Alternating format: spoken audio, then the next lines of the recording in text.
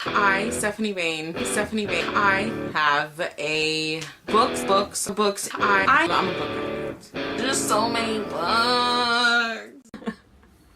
Hello everyone, Stephanie here. Today's video is going to be a no spoiler review on One Was Lost by Natalie D. Richards. I had requested and received this for review through NetGalley like forever ago, and I had never read it.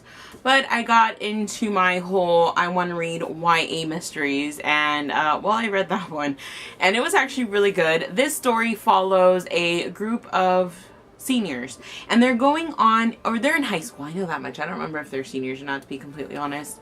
I never mentioned that too much, but it's about a group of students who go on a camping trip at the end of for their school, and it's 6 of them in total, 2 teachers. But while they're out there, things start to happen. One night they're drugged, they're written on the wrist like words that are describing for them, and they're trying to figure out who's doing all this stuff to them. They have no food, their cell phones have been broken and destroyed. This GPS locator that their teacher is supposed to carry on him, and he sends out signals to let them know that we're okay, we're following the path, yada yada yada. All that stuff's happening, and you follow Sarah, the main girl, who is just trying to be who is doing this to us? Now, I really did enjoy this story. I thought Natalie wrote a very good mystery. There was one aspect of the story that I'll tell you right now I was not a fan of, and it had to do with Sarah, the main character. She has issues with her mother. Her mother had left. I'll let you guys know that right now.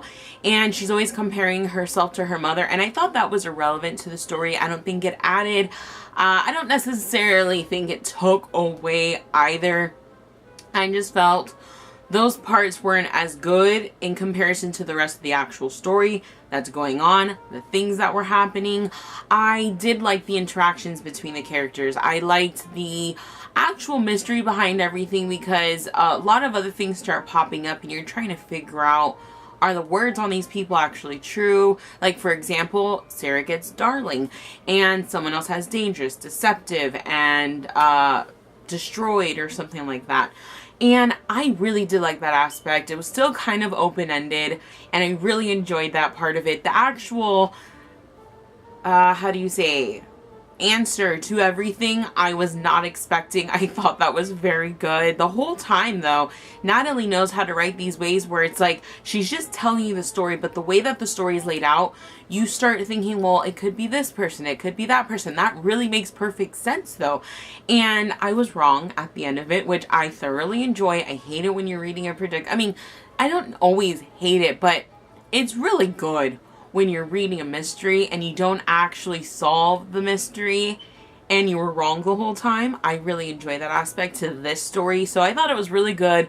The way that she wrote it, there was certain parts, obviously they're camping, they're out in the woods, all this shit's happening, it gets dark, they don't know where they're going, so you would expect moments of panic for these characters. And the way that she wrote those scenes, I felt myself getting a little anxious. I'm naturally an anxious person. So reading about this stuff that's going on to them, I'm over here oh my god, are you guys gonna be okay? Are you gonna be okay? And that doesn't always happen to me.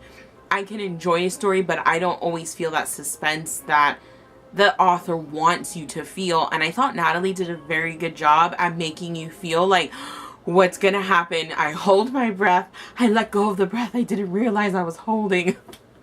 I always wanted to say that. But I liked that I felt it. I really did. But overall, I gave it a 4 out of 5 stars. I took just a star off for the whole comparing yourself to her mother thing. I thought that was really kind of stupid. And I felt like it could have been a little better. But it's such a good story. I really enjoyed it. I do recommend it. I would like to buy myself a final copy, because I only have the e-arc, the e-galley, whatever you call them. I need the final copy so I can add it to my little mystery. I do want to eventually recommend mystery novels. I feel like I've read a decent amount of YA mysteries, and I'm gonna keep reading more, but I need copies of all of them to make myself feel special. There's my logic. But I hope you guys enjoyed this, and I'll see you guys in my next video. Goodbye.